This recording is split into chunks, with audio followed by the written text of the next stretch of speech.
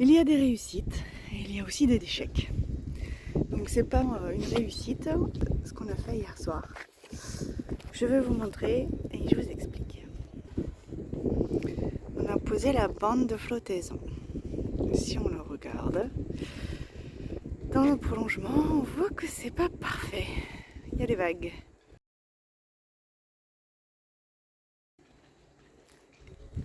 Et de l'autre côté, bon après là, c'est symétrique, hein, pas de souci. Là encore une fois, on va voir qu'il y a le défaut de la vague. Je sais pas si vous la voyez.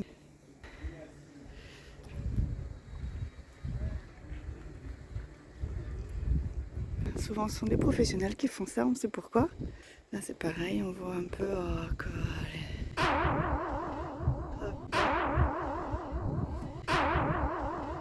hop, ça descend un peu.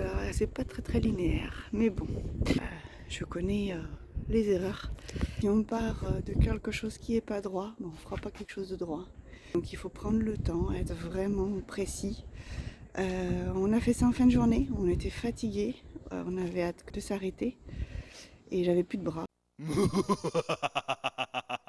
Il fallait vraiment garder tout le temps les bras en hauteur puisqu'une fois qu'on commence, on ne peut plus lâcher tout le long et avec précision, tout doucement.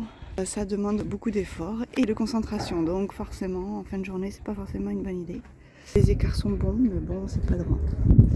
Et c'est pas droit parce qu'on n'avait pas aussi un bon scotch. Le scotch était trop épais.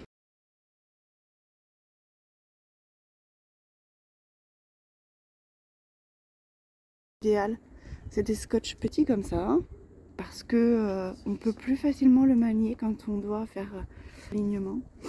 Parce qu'un scotch trop large, il va avoir tendance à bomber dans un sens ou dans l'autre. C'est plein de petites bêtises comme ça à savoir, mais si on le fait pas, on le sait pas. On découvre petit à petit nos erreurs, on les refera pas.